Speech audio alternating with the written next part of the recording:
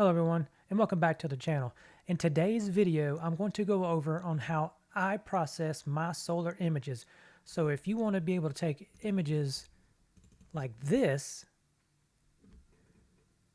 or if you want to be able to create solar time lapses like this amazing time lapse which I captured just the other day, if you want to be able to create images and time lapses like this, then you'll want to stick around and watch this video.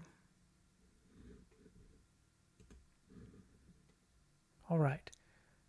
So, first thing we have to do is we have to go out and capture the data. Now in this video, it's not going to go over on how I capture the data. That's going to be in another video, but today's video is going to be a simple process in which I use to take all the data that I've captured, whether it be from my Lunt LS60 or the Coronado PST. But this can work for any type of solar scope or planetary stuff that you're doing, but this is mainly for solar. But this is just a quick demonstration on how I do it. Now also, if you want to follow along with me in this video, look down in the description. There's going to be a link to my Google Drive. It's going to have the exact data of what we're going to be working on today, and it'll be the entire string of data. We're only going to cover a little bit today because there's so much data in there. It took me over 4 hours to process the whole thing, but I'm going to give you access to it. And then what I want you to do is follow along in the video, and then you can learn how to do it. And then feel free to take that data and process it and create your image of the sun. But if you do, only ask one thing, is if you create it and you post it, tag me in it so I can see it. I'd like to see how you process it and maybe how you change the colors or how you make your video. Just tag me in it.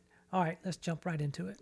So the first thing we do is, now that we have all of our data, we're going to go to, first thing is Autostakkert. And I will put links in the description to all of this software that I'm using, and it's all free for the stacking and the processing. It's all free. First thing we're going to do is go to Autostakkert. We're going to open up Autostakkert, click on the exe file, and then there's a couple ways here that you can upload into Autostakkert.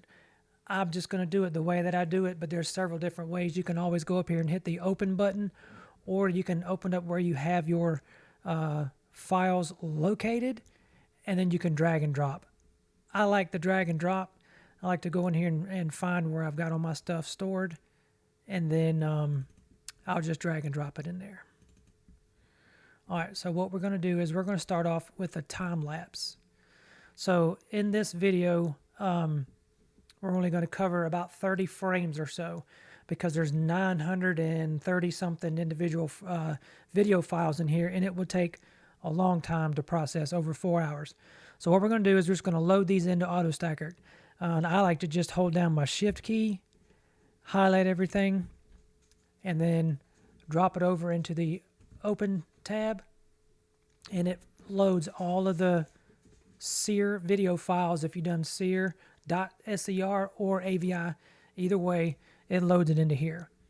So the first thing you want to do is, if you're doing a picture or video of the entire planet or the entire disk of the sun, you want to make sure that you've selected planet here. If you're doing just a portion of a flare or just a section of the sun, you're going to want to choose surface. But I choose planet here, leave all this stuff at default, and click the Analyze button right here. It's just going to analyze what we have, and you got a quality graph here. Now, sometimes you can trust this quality graph, sometimes you can't. But in this particular instance, we took 300 frames video, so it's a one frame. It's a one video with 300 frames. And I did that every 10 seconds. I guess I probably should have told you that to begin with. But as you can see right here, one of 30 individual video files are loaded into Autostakkert. And these files have 300 frames per video. And what we want to do is we don't want to stack all of them. We want to stack a portion of them. And this quality graph will kind of explain to you how many I should stack or not. And just so y'all can see here, come here. Come here. I was going to show you my puppy. Come here. Come here. Come here. There you go. Come here. Yeah, you can get on camera here. Oh, look at the puppies. Yeah, this is Coco Chanel. Say hi, everybody. You going to say hi? Say hey. Yeah. You're pretty. Okay. All right. Let's do the video now. All right. Go sit down. Go play with your sister. All right. So the quality graph is going to show somewhere around the 50% mark is where we don't want to go past. And I usually go around the 25% mark. So what we're going to do is we're going to stack 25% of the 300 photos. And so how we're going to do that is in this area right here, it's already got 25, but let's say if it had 0, you're going to take that out and you're going to put 25 in here, and it always it remembers what you put in last time. So you don't really have to worry about any of the other settings that's in here. For now, you can leave it at 25%. I don't ever use the drizzle. You can. It takes a lot longer, but for purposes of this demonstration, we're going to leave it off. But if you wanted to try a 1.5, it works. It just takes a little bit longer to do. But I would encourage you to try different things and see how it works for you. So we have it set at off right now. We don't want it normalized right now. We don't want any sharpened file because it takes too long to do that.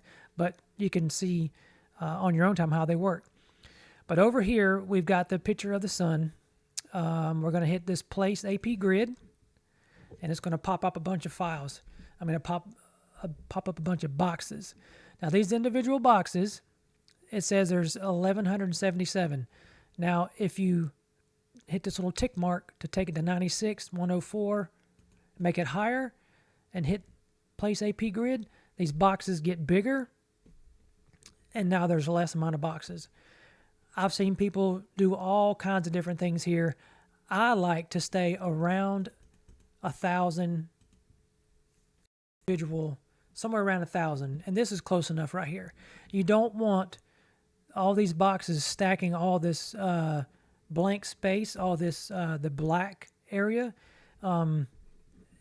You'll find out if you do it enough that if you're trying to get just the rim of the sun and you stack all that stuff, if you got a lot of bright material, it pulls all that material in there. You can adjust the brightness to where if we take the brightness all the way to 0, all these boxes will cover the entire screen. So now if you've got some bad data or some glare out on the top parts, it's going to capture all that, and we don't want to capture that. So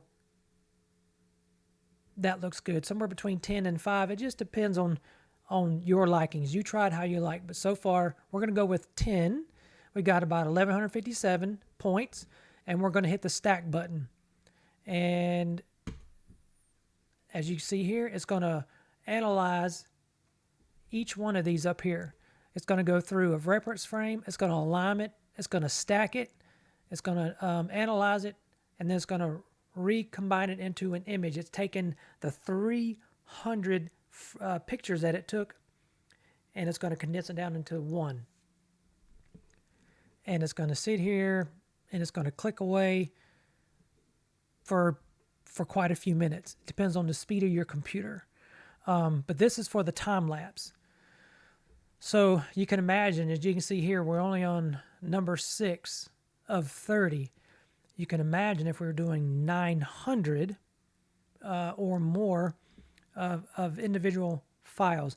Normally when I take a time lapse, depending upon where I'm set up out in the yard, I only get about 2 hours in a time lapse sequence, and that nets me around 300 to 400 individual files, and it takes a good bit to stack those.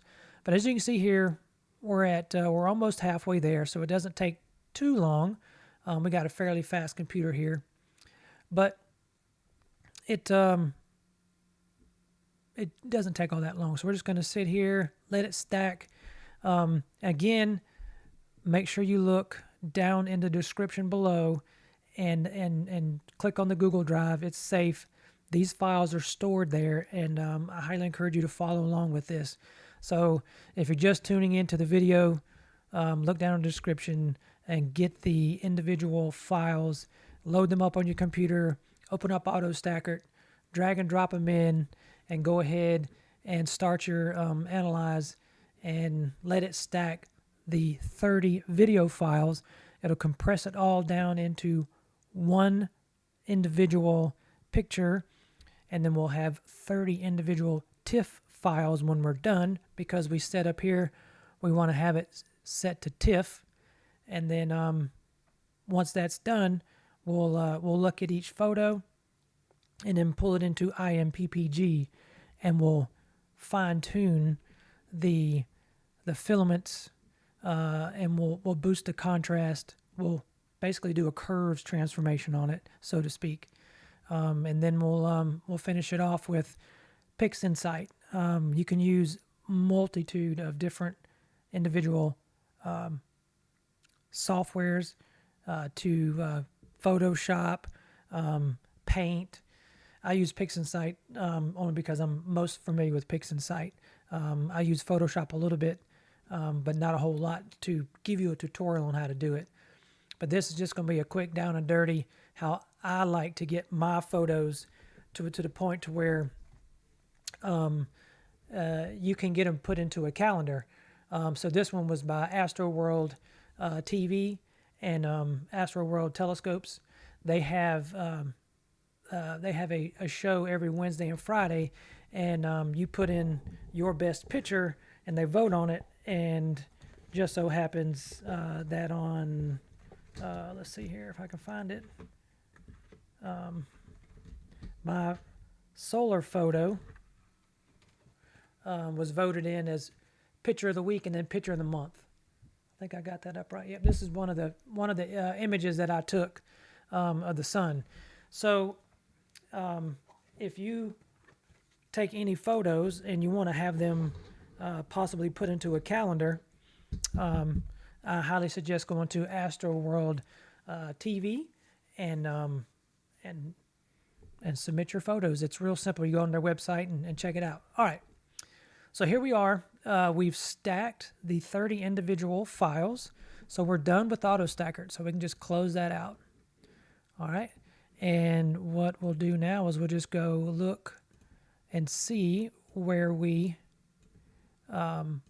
stored the files. So wherever you had the files stored, unless you change the directory, Autostakkert is going to automatically place that folder in the same directory in the same place. So what we did is, you noticed that we selected to do 25% of the stack. So it called it 25. So there it is. Now what I do is I go through here and I sort by type, and I want to get rid of all of these AS3 files. I don't need those files. I only want the TIFF files. Don't delete the TIFF files. And you can leave the rest of them in there. It just makes it easier for me to look at. So we can open up one of these files. As you can see, what it did is it took those 300 individual frames of that video, and it took what it thought was the best one and combined it into one individual. And then what we'll do is we'll process each individual one, and then we'll colorize it and make a video. So that's Autostakkert. Now we want to move into IMPPG. So IMPPG is a free software. Again, I'll put the link down in the description. Now this one gets a little tricky and it's a little finicky. Okay, so what we want to do here is we want to bring in the individual file that we took. And I've done this so many times. Excuse me, I've done this so many times. I have a preference sometimes, and sometimes I don't. If you can find your best picture, there's a way to go in and find your best picture quality-wise, and then use that one as your sample one to go off of. But I usually just pick one in the middle somewhere. So I'll just choose this one and drag and drop it. And then I get this box out of the way. And what that does is, as you notice, it pulled this up so large we can't see it. So I use a little wheel on my mouse and I just shrink the file down a little bit. Now, if you notice, this looks kind of blurry here. And on the inside, it looks pretty good. It's focused. What we're only focusing on right now is what's inside this square. So if we were to make adjustments over here, any adjustments on this side of the thing, we're only going to adjust what's inside this square. Now it's going to adjust all this once we hit the go button. So what we're going to do is we're going to hit the reset button here. It resets this window, and we're going to click this full window here.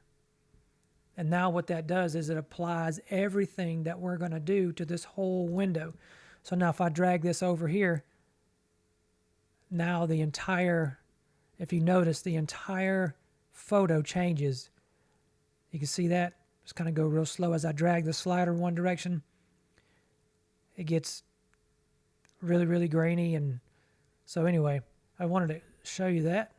So we'll get it to where, and it depends on your computer too, is how well this performs. Now what I've learned about this slider over here is if this tone curve is not here, let's say it's gone, all you have to do is hit this little squiggly line over here and it pops back up. There is a million different ways, probably not a million, but I like to say that. There's a million different ways on how to adjust this tone curve. You'll see people bring this slide up and they'll put a point, click it with your left mouse so you got a little point there, and they'll bring this side down like this, they'll bring this side down like this, and there's all kinds of adjustments here that you'll see people do to adjust the screen in all kinds of different ways. There's always a reset button here. This most simplest way that I've found to do this, and this is just me, is I try to grab it just along the edge. When it's here, it's in that little, it turns into a cross when you know you can grab it. And I just bring it all the way up along this line here, and you can see it's going to over highlight the whole area, but that's fine. Leave it like that and just come off to the side here and make another point and start to drag it down. Now if you watch over here, you can see it makes different, it looks different. If it makes these prominences pop out and look way different depending on how you drag it and move it, as you can see here. But what I like to do is I just like to drag it all the way down way over here and put it somewhere around in this area right here. If you take this and you pull it off to the side all the way down like that to where it's off to the curve to the side, more than likely if you're doing a batch file, when you're doing a bunch of files, it's going to give you a problem. It doesn't like it. I don't know why, but it just does for me. I've found that out. So I'll take it and I'll put it somewhere around in just before the corner above, somewhere around in here. That looks good. As you see, it's got pretty good detail. Then I come back up to the top point and I'll bring it down and over to the right. And then now, as you can see, the background still looks pretty dark. It looks like space. And then I'll bring it to the left just a little bit to brighten it up. That's too much. As you can see, we can oversaturate it. See, I'm going back and forth, and then you can bring it up to make it brighter. And then to the right.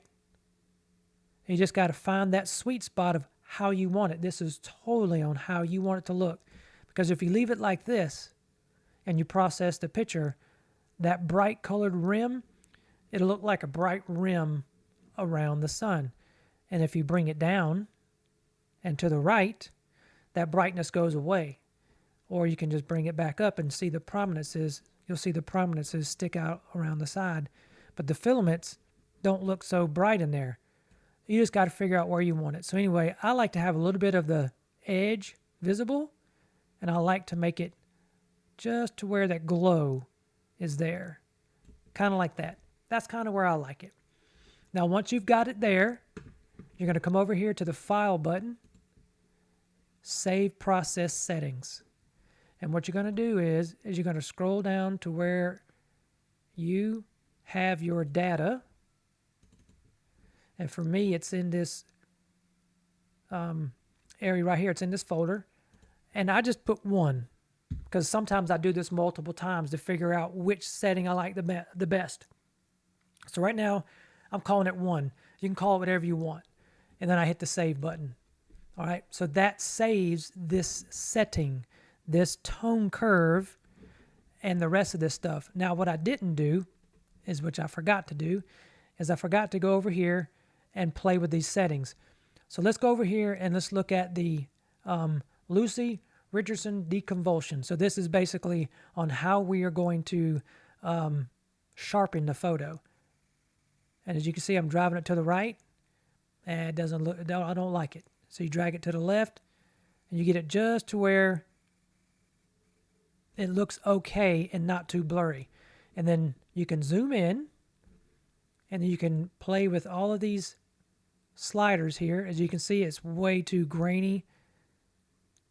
That's too blurry. But you want to get it to where it's just pleasing to your eye. I say that's good. And scroll back out. So now it's pretty good. It's not overly sharp, and it's not too dull.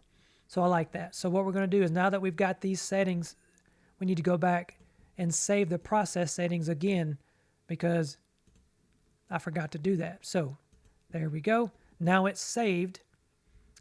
Make sure I didn't pay attention to where I saved it. Sometimes it'll put it in an area that you didn't have it before. So I want to make sure that, yep, okay, so it's in the right one. All right.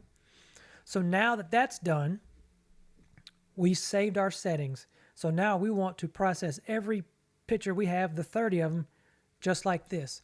So what we're going to do is you hit the File button, Batch Processing right here. Go to Batch Processing, and it's going to say Add Files. Now we're just going to migrate over to where we had our files, and they are under the ASP25. And I just like to get the first one, hold down my Shift key, highlight them all, and it puts them all in there. Now, next one is settings, all right? Remember, we saved the setting as number 1, so I just go back to find where that is. And always look and make sure it's pulling from the directory that you saved it, because when you do these multiple times, I got them on different days, and I could actually pull a setting from a different day, and every day is different. There's never been a tone curve that I've made the same ever, and I've done these a lot. I'm not saying it's not possible. So then your output folder, it's going to be wherever you want to put it, and I'm going to put it back into the same area of where I had it, the how-to video. But now what I like to do is I'll create a new folder, and I call this stretched and sharpened, because we stretched it and we sharpened it. You can call it whatever you like, and sometimes I can't spell, so forgive me. So now I've got it, we've stretched it, we've sharpened it, and we've loaded all of our files into where we want them to go, and we've selected them. We've put our process setting in there, and we're going to hit Start Processing. And as you can see, it went really quick.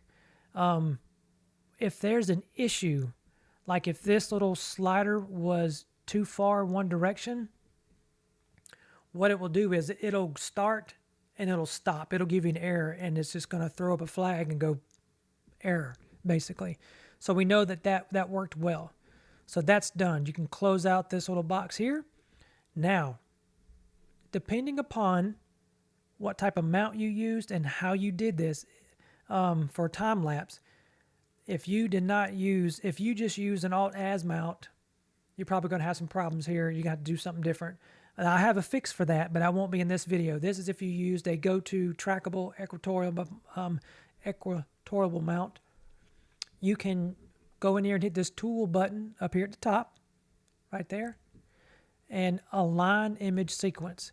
And what this is going to do is, if you've got a little bit of wobble in your tracking, it's going to help take some of this out.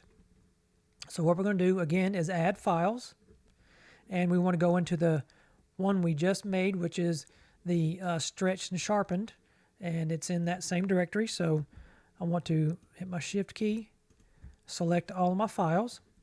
There's two options here: crop to intersection, pad to bounding box. Each one of these works in a different way. I've had the best success for me using crop to intersection. It works on the other one. And then align on the solar limb. It tells you what you need. It keeps it stationary. If it's visible, you have to read these settings. But generally, the way that you if I take a full disc and I have a good tracking and it's not all over the place, and I use this tone curve kind of like this, I never have an issue with just going with the standard setting here. And then, of course, you're going to have to select where it wants to go, right? So we're going to have, it's going to go into this particular folder. But what I want is I'm going to make me a new folder here in the same directory. And now it's going to call, this is aligned.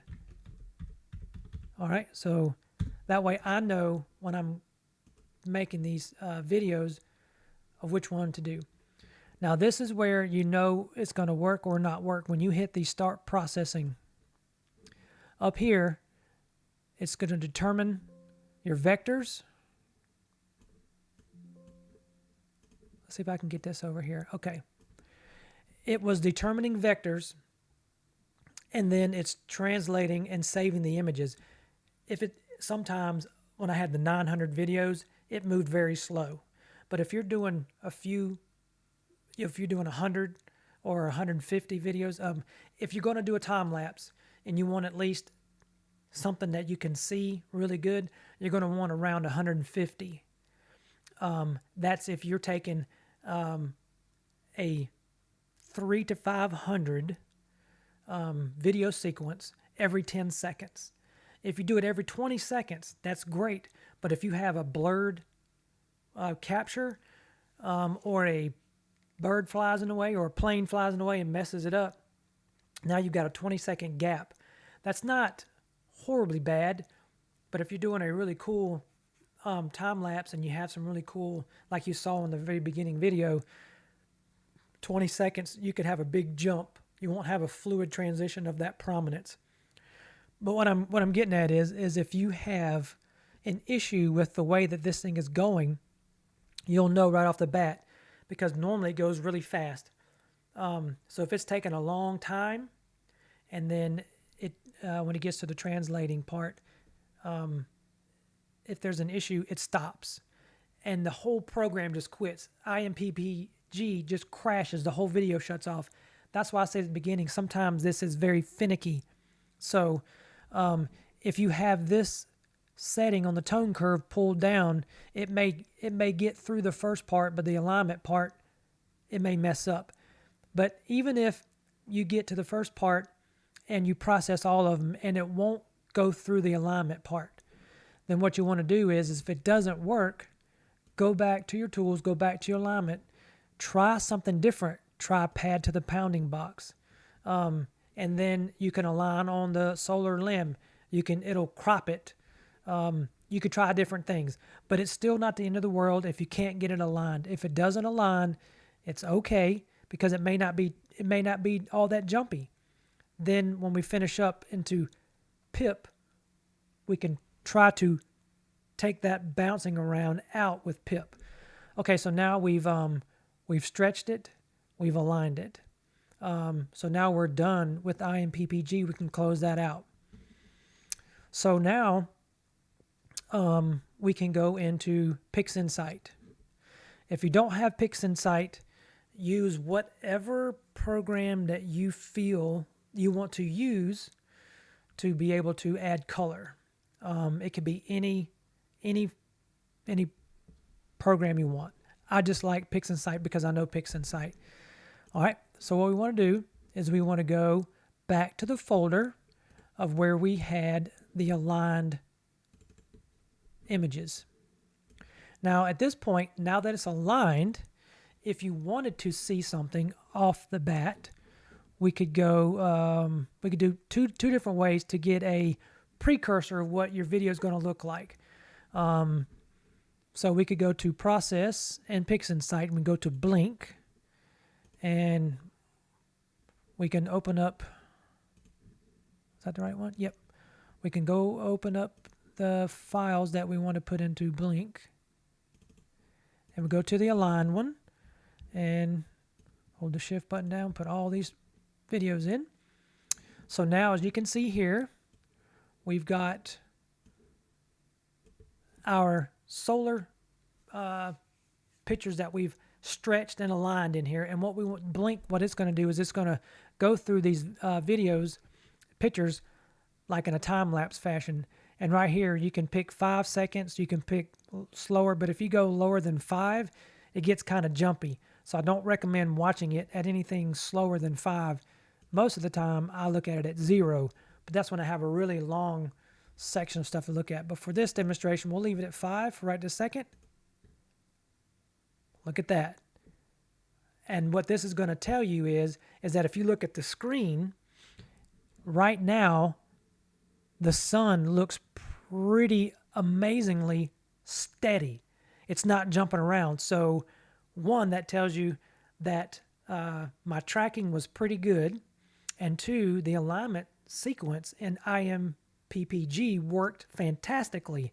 It took all of the wobble out, if any was there, and what that's done is that's made this incredibly accurate. As you can see right here, it's not jumping around. Now, this is only 30 frames.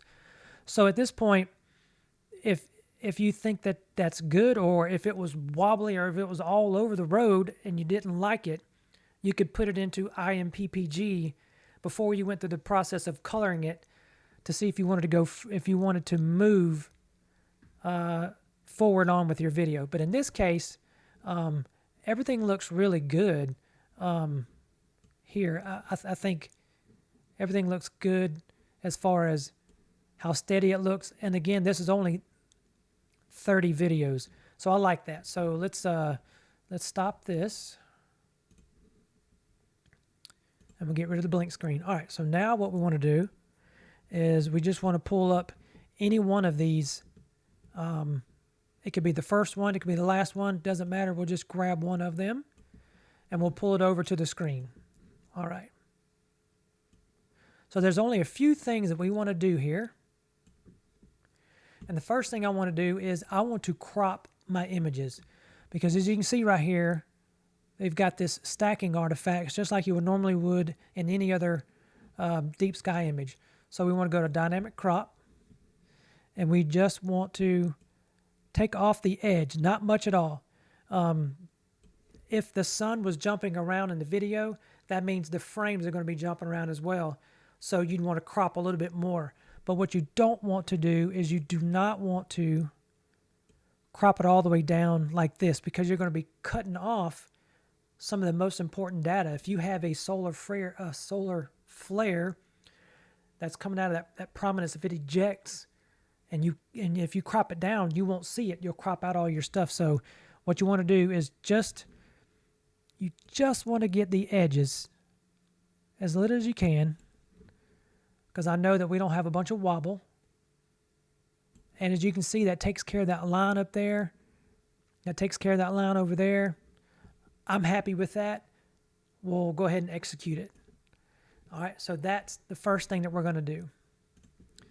The second thing is, if you don't like the way that the sun is, of course, depending on how your telescope takes the image, it could be rotated. We can rotate this left or right if you really want all of this activity, and this is all user preference. So if the activity of the sun for the day, if all of it was on the bottom, you can rotate this to the top if you want. But I like it like it is. We're not going to rotate it, but feel free to rotate it in however direction you want. We're going to leave it like this. The reason why, and another reason why I like to do it in PixInsight is because I can't, and forgive me, I forget who came up with this ingenious tool called Solar Toolbox. But all we're going to do is we're going to go to Processes, All Processes, and go to Solar Toolbox. Now, there are many different ways to use this Solar Toolbox. and I have not explored half of them. The first thing you want to do is open up a preview window so we can get this preview going here so that we can see what's going on here. And I change this to surface and prominence. That way, whatever I do, I believe the way this works is that whatever changes that I make, not only does it do it to the surface, it does it to the entire prominence detail around the side and the inside.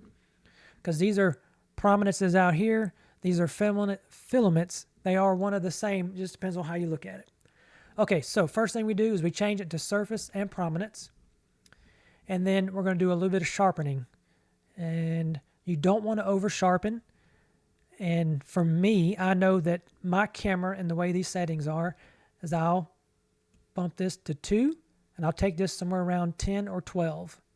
And this little wheel up here spins, and as you can see, it sharpened quite a bit. You take this off, it goes back out. Look at the difference there. See how it's okay, and then there it goes. So it could be too sharp for some people. I always leave it around like this, and then I'll take the denoise up a little bit, maybe to about 0.70. Can't really notice anything, but that's just the way I do it. Now comes the contrast.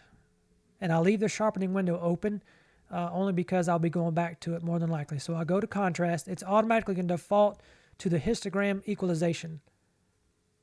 And I'll be the first one to admit, I haven't played with these sliders very much, but I know you can get into great detail and you can move this around. It's easier to just go to local contrast. And then what I'll do is I'll bump this down for me to 3 or 3.5 and give it a second. And you can see what it does. It boosts the contrast of, and you can zoom in by hitting this little button here, and let's make a little box here. Give it a second, and now it's going to zoom in. Of course, it's going to be zoomed in way too much because it's all too grainy, but you can zoom in that way. When you get into these pictures too much, it looks horrible unless you're zoomed out, no matter how you take these pictures. But anyway, you can adjust the contrast. As you can see, that's a 3.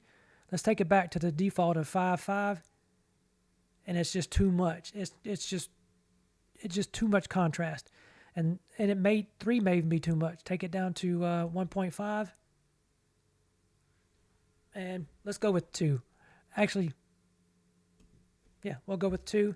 Again, this is all user preference. It's how you like it and how it looks to you.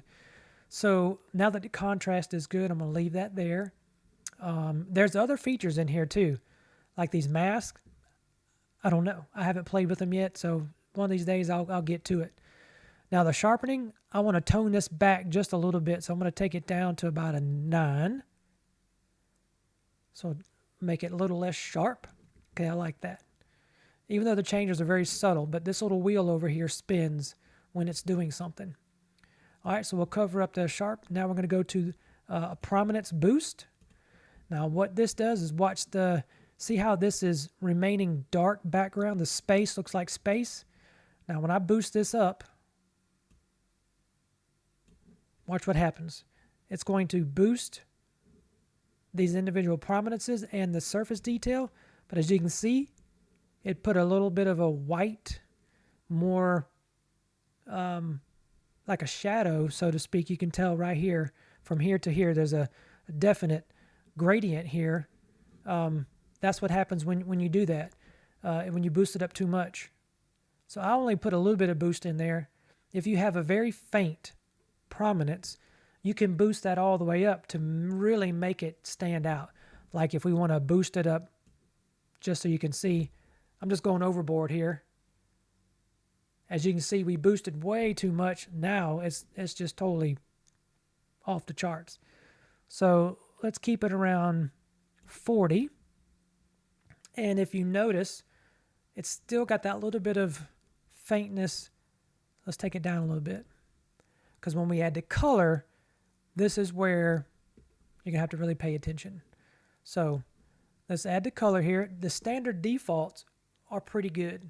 Now, as you can see, we just hit the color button, And the geniuses who made this solar toolbox, forgive me, I don't remember their names, but this is awesome because you can just sit here and hit the go button and it automatically puts a color to it and it looks pretty good. Or you can adjust the sliders here. For me personally, I don't ever mess with the reds and the greens and the blues. I don't mess with that, but you can feel free to adjust those. Just take note that right now it's standard 750. So what I like is I'll leave it here, but if you wanted to adjust it, this is what happens when you play with the sliders. See, now we got a little bit more of a yellow. So let's put it back to 750. Just leave the standards here. You can type it in there as well. Because what I want to show you is that when you stretch this thing, when you go to the left, it gets brighter. And when you go to the right, it gets darker. If you go to the left, it's going to make it really bright. But also watch what happens to the details around the sun, the space, so to speak. It gets really bright. And let's say you want to try to control that. Well, let's put this back over here around 640, 650, make it kind of dark. And let's say you like that darker look, but you want the space a little darker. You can take the black point and just nudge it to the right. Not a whole lot.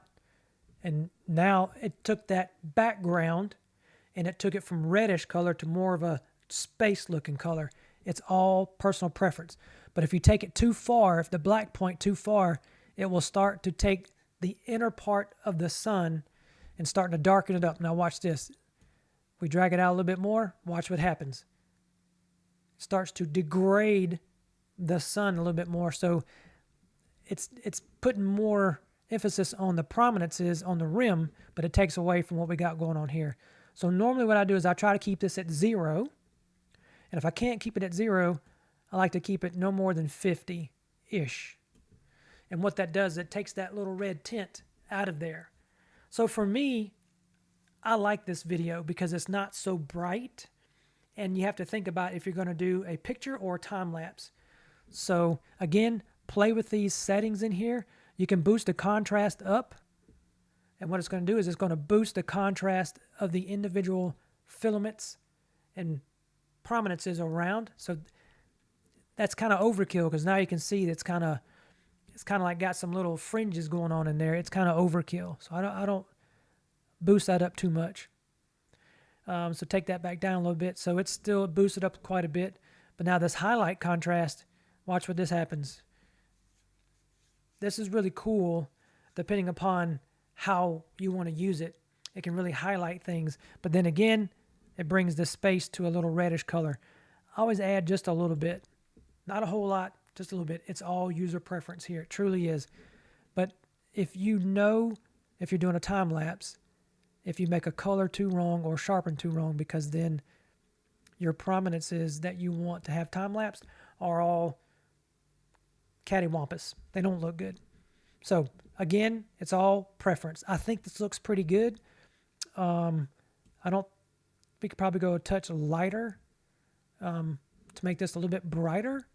Yeah, let's go with that for right now, because we could sit here and play with it all day. But once you like it and you figure out what you want, then all you have to do is hit the apply button. That's all you got to do. And don't worry, the screen, it's going to change once it applies everything. Oh my gosh, it looks horrible. Don't worry about that. It's okay. You can close out Solar Toolbox, close out the real-time preview, and now we're left with the sun. And I always go to optimal fit, and I just look at it for a minute and just take a look at it and make sure that it's pleasing to my eye. Because it is ultimately about what you like. You're the artist here. You can make this totally green. You can make it blue. You can make it pink. It'd still be pretty cool. So anyway, so now that we've got it to where we like it, the next thing we want to do is we want to right click on the desktop here, go to, let's see here, go to image container. And now what we need to do is we need to make all of our 30 individual sun pictures look just like this. So what we're going to do is we're going to take our 30 individual ones. We're going to find them. and they're in the aligned folder. We got to make sure we're in the right one. But see, this went to 20 January. That's not what I want. I want to go to what we just did. So they're going to be in the aligned directory or folder, excuse me. Shift click, put them all in there. So now that they're all there, and we want to, all we have to do is put them in there and then make an output directory, which is right here. We just need to make an output directory. We are in the Solar How-To Video Aligned. So now I'm just going to make a new folder, and I'm going to call this Colored. Colored Ready for Video. You can call it what you want. I just do like this because now when I'm looking at this individual folder, I can see and track what I did. First thing I did was I stretched them and sharpened them, then I aligned them, and then now they're ready for color. And it's easy for me to follow like that, but name them however you want. Okay, so now that we got the folder made, we got this image container made, we just want to drag an instance of this onto our desktop. Bam, there's our image container right there. So we can close this out. Next thing what you want to do is just kind of migrate over to processes, all processes, and we want to go to process container. So we want to find process container, which is right here. And now that we have a process container on here, this is what it's going to do is everything that we just did to this image was a process. And we want to load it all into this window so we can make it go to all the other ones. So you go down to this History Explorer window, and sometimes this History Explorer window goes away, and there's a way to get it back by going up here to window, one of these little buttons in here. I always forget how to do it. I always have to Google it to how to get this window back if it closes out. But right now you can look and there's nothing in this window. That's because right here at the bottom it says no view selected. So we just hit the down arrow and it says image 1, which that's image 1 on the screen. Now it shows up, these are all of the processes that we did. Had an initial state, which we brought it onto the desktop. First thing we did was a dynamic crop. So what we want to do is left click it and drag it over inside the process container. And as you can see, we made an instance of the dynamic crop of what we did. And then we want to do the same for the Solar Toolbox. Highlight it and drag and drop it inside here. Now there's two ways to do this. You can, once you got all the processes that you want to do, so if let's say you wanted to rotate it, you'd rotate it and then put that back into there. But everything that you do to this picture, don't forget to put it inside the process container.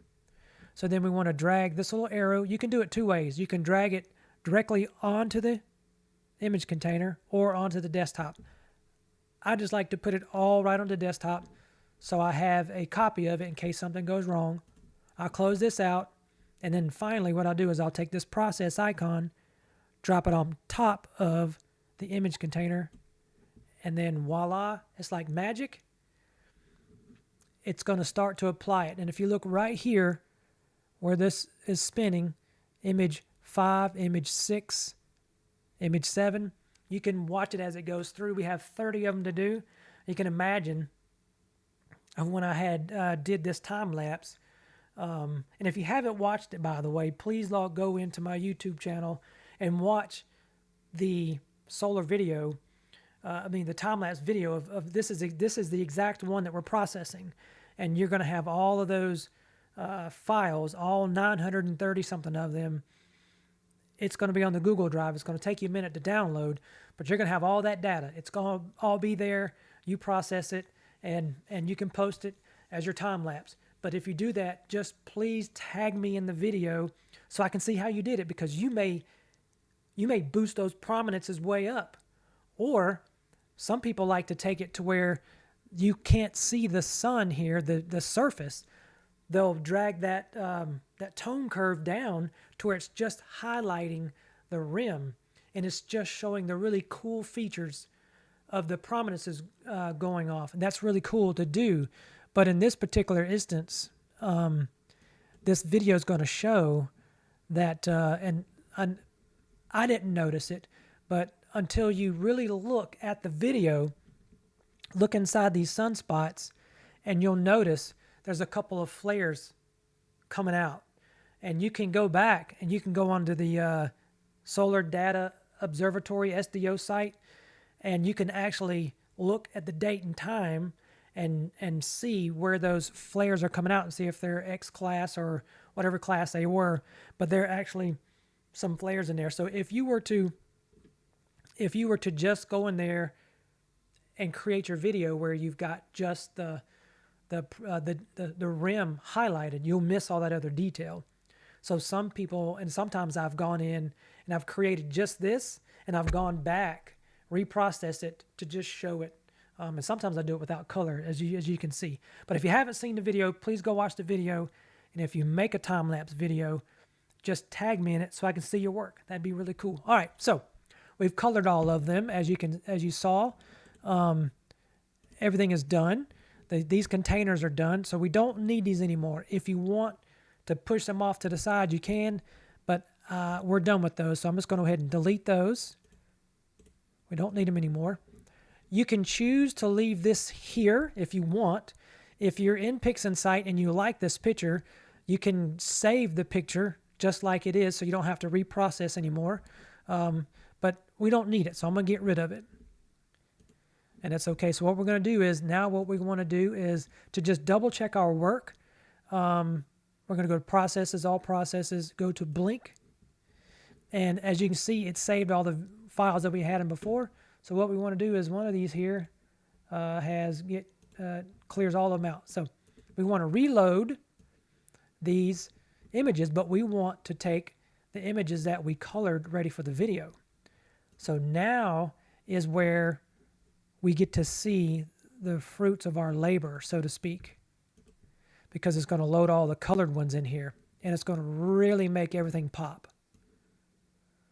All right, so same as before, we'll leave it on 5 seconds, and we'll hit the go button. Wow, look at that. Isn't that so cool? And what I was talking about before is if you look right into here, we're going to increase the size of this. Now, when the bigger you get, the worse the detail is, so always remember that.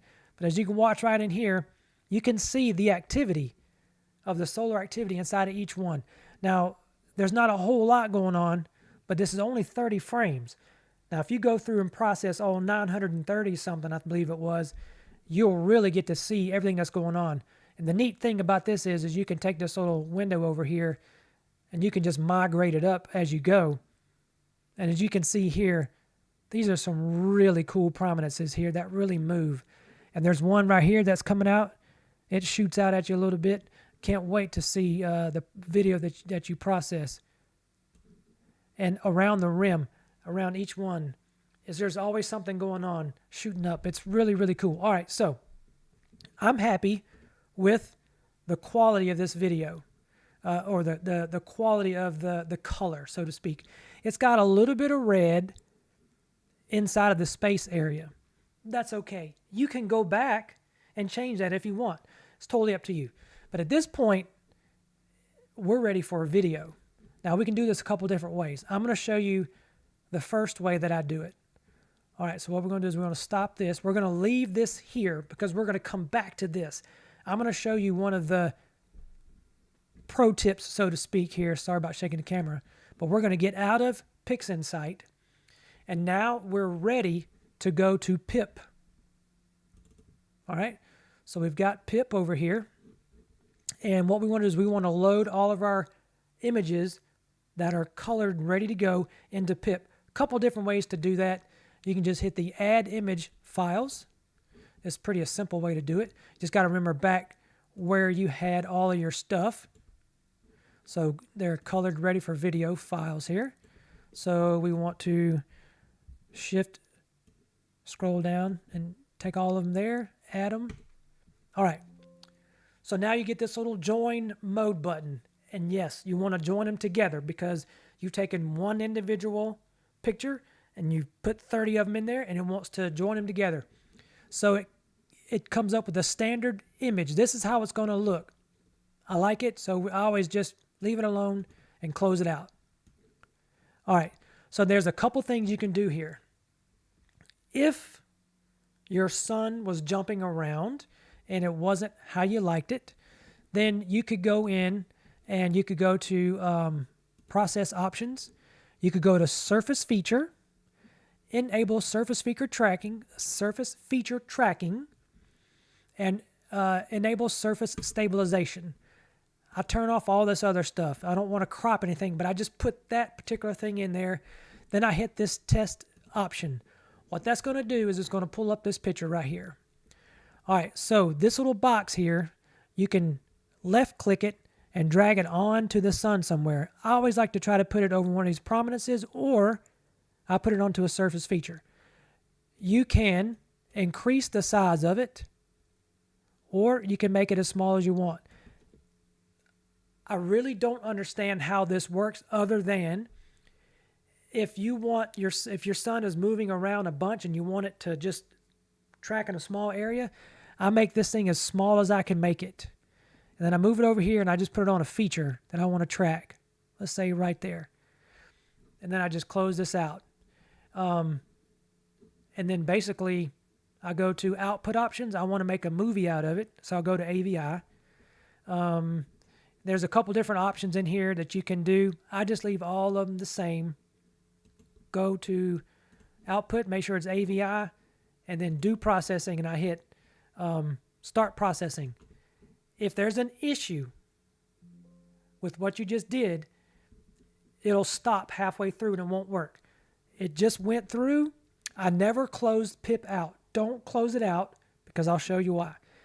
Go to the place where you just put your photos in here. It was at the colored video folder, and there's a folder in here called PIP, and it makes your video.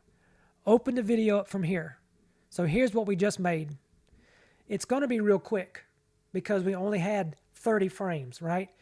The other video we were watching was inside of PixInsight, and it was slowing it down to every 0.5 seconds. So as you can see, this looked really good. The sun's not moving. There's even we can actually speed this. We can slow it down to a quarter speed. So there's a quarter speed. It looks good. So the little area that we did, the little surface feature tracking thing worked. We didn't need it, but that's how to get some of that extra wobble if your sun is moving around and it's not so great. You can go in there, like, remember when I said if you go into IMPPG and the alignment feature did not work, you can try it in PIP, and sometimes PIP will take it out. Sometimes you take it and put it in the PIP first, and then take it into IMPG to align your sequence. So what we could do, well, first of all, the reason why I said don't close out PIP right away, because if it didn't work, then all you have to do is go back in here to test options and move your thing around, or get rid of the totally. Just put none in there. So that's how PIP works. Now we're done there. So now it made our video. So now you're ready to process, you can post that video as is. But now here is my two-step process. If you really want to make, if you have all of these, let's see here, all of these individual files that we have, let's pull them up and I'll show you what I'm talking about here.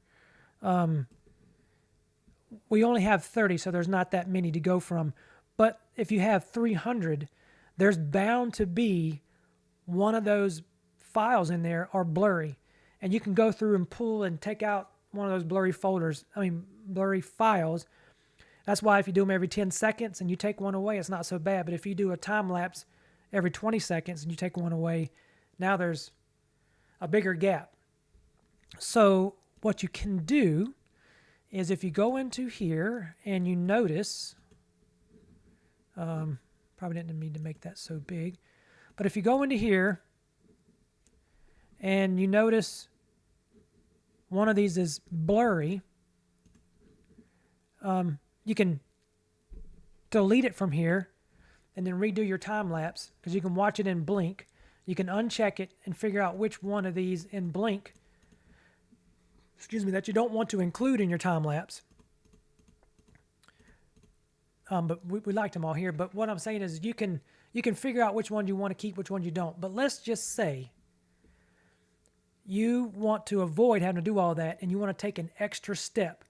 I have 2 extra steps that when I look at this video and I see that it's really good and I know that it looks fantastic, but I want to put that extra spice to it. I want to put that extra oomph on it. I got a 2-step process here. Now, first thing that I do is I'll go back to PIP. And when we were first processing these videos, and let's say the very beginning, let's say we're starting and the very first thing we do is we go to Autostakkert. Remember, we went to Autostakkert and we drug those 30 files into Autostakkert and we let Autostakkert pick the best 25% of that stack. We did that. If you want to do the extra step before you go to Autostakkert, I only recommend doing this if you know your data is good, because it takes an extra long step. So what you do is the very first thing, open up PIP, and we want to add the video files into PIP first. So we go to where we have the video files. This is the time lapse. These are all of the video files, right? The .sir files. We want to add all of these in to PIP. Oh, just hit the open button. Okay, so now they're all into PIP. All right. Now this is very important if you're going to do this particular sequence. What we want to do is we want to use PIP. They have a quality option in here, and we can weed out all of the bad frames, and we only want the best of the best frames. So if you're going to do that, you go in here to the quality options and enable the quality. But you have to make sure you de-check. Right now it says standard reorder frames in quality order. Now if we're doing a time lapse, you don't want to put, and let's say at the very end of your 300 frames, the last part of your frames and the flare is going up, or the prominence is going up. You don't want to put that before the first one when it's just starting to go, because it's going to look weird. So if you do this, make sure you uncheck reorder frames in quality order. So what that's going to do is we have 300 frames, and we have to realize how many do we have. If you forget, just go right back to the Source Files tab, and you look. It tells you right here, each file has 300 frames. So we have 300 pictures to choose from. So we go to the Quality Options tab. We want to enable it. We want to de-check the reorder, and we want to check only keep the best quality frames, and it says number of frames to keep, okay? We don't want a percentage. We want to keep the number of frames. So if we were taking it to 25%, and I'm horrible at math, so let's just say we have 300 frames. Let's cut that down to half. So let's keep 150 of those frames. So out of those 300, let's say they're all good. But now we're only going to take 150 of the best frames, right? So we do that. And then we're going to do the same options here. We're going to enable the service feature, right? Service stabilization. So what that will do is that will automatically make everything extremely smooth. Or you don't have to. You don't have to do that. But you definitely want to do the quality function. And then we'll do the test function, right? And we'll drag this down. We'll put that over that feature that we wanted to do. And then what we're going to do is we're going to do the do processing feature. Now I'm going to start this process. Well, I'm not going to start it because it's going to take a minute. But all that's going to do is it's going to, well, let's start the process. You'll see. It's going to take those 300 images and shrink it down to the best 150 images. And it's going to create, oops, what I forgot to do is, stand by, I forgot to do this. We need to make sure, most important is the output. We don't want to make it an AVI file. We want to go back to a .sir file. You could leave it AVI because Autostakkert will do AVI files, but I find that the quality is a little bit better with .ser files. That's just my preference. So you want to make sure it's a .ser file. So let's just say we went through and we generated all those files, and now instead of having 30 300 frame files, we have 30 150 of the best frames. So then we would go to Autostakkert. We'd open up Autostakkert, and we would then import those files that we just did. It would be these .ser files, but they would now be, instead of a 300 frame file, they'd be 150. And then we'd hit the Analyze button, just as we did here. And then we would pick 25% of that 150. And then we would have, you have taken, as you can saw, the time lapse looked really good. So now the first part of that secret sauce, step 1, was to take the 300, dumb it down. I don't say dumb it down. Take the 300 and get the best of the best down to 150. And now Autostakkert's going to take the best of the best 150 and take the 25%. If you want, you can put it at 10%. Because over here at the quality graph, you can still see that it looks pretty good. So even if the 25% is really high, you can make it 10% if you want. That's up to you. You still have a good image with 10% of 150 images. You're stacking 50 images, stacking 20 images. That's still pretty good. But that's step 1. So let's say you went all through that process and you did it. You went back through IMPPG, you stretched it, you aligned it, you did all of that. So that first step was going through pip first and doing the quality reorder, not reorder, but the quality function to get the best of the best. Step 2 of my secret sauce is when you export that video, and we exported it into the pip video. Where did we put it? When we exported the video, as you can see here, it's a good quality video. It really is. But as the bigger it's full screen, it distorts it a little bit. Now, for social media purposes, if I'm going to put something out there on whether it be TikTok or Instagram, what I have found to do, which is pretty cool, is I'm not a computer video guru, but what I've learned is that the software that I'm using to make this video is called OBS. Now, I'm sure there's plenty of video softwares out there, but what I'll do is step 2 of my secret sauce is that I'll use OBS video, and I've got this window open. As you can see, here it is, and I could even shrink this down if need be, right? Shrink it down to this size video. And let's just say we start to play it, but we want to play it at full speed because on this particular item, you want to play at full speed. So let's get over here to where now you can really see the flames, not the flames, you can really see the prominences moving in here.